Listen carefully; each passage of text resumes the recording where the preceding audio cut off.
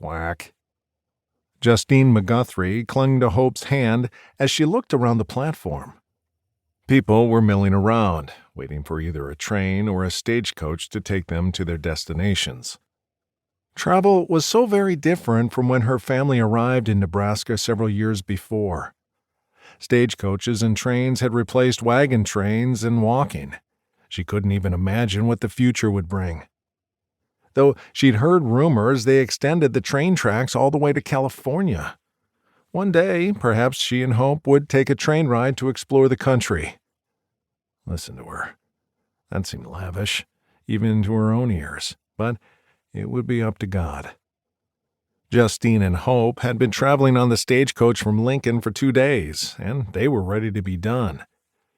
It was the most economical of travel choices, although not the most comfortable. It reminded Justine of a wooden box on wheels the way it jostled them around. She was sure she would have bruises on her arms from bumping up against the interior walls. The only saving grace was the coach had been mostly empty, so Hope could sit on the bench and not on her lap for the entire journey. After spending 3 hours in Grand Plat, they had just enough time for a cup of coffee, a hot meal, and to return to the platform before their coach left for the last part of their trip. At least they didn't have to unload their luggage for the quick break. Eventually, everyone ended up in Grand Plat, as it seemed to be the drop-off point to the southwest.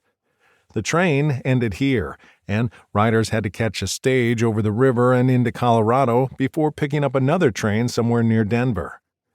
Stages also traveled along the river, ferrying passengers between the small towns dotted on the map. Quack, quack.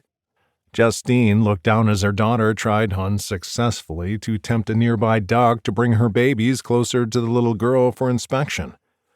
They should board soon, and then it would be another 6 hours of being cramped in the small space before they arrived at Flat River.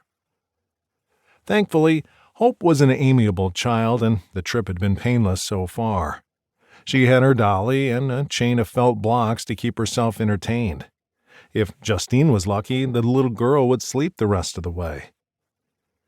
Spotting a man wearing blue pants with a matching vest and small hat walking down the platform, she raised her hand and gave a little wave. "Excuse me, do you know what time the stage to Flat River will pull out?" Justine called. The man shoved 2 fingers into his vest and pulled out a pocket watch, flipping the front open as he approached. He snapped it shut before taking several steps forward so that she could hear him. "The stage should pull around in about 10 minutes, ma'am." He shoved the watch back in his vest pocket. "We had to change out the horses." "Are you certain?" She shook her head. "Of course you are certain. We'll avail ourselves of the privy then and continue to wait. Is here the best spot?" "If you stand closer to the station, you should be able to avoid the dust. The driver will call out and all aboard as the train conductors do." "Thank you for your help. Come along, Hope."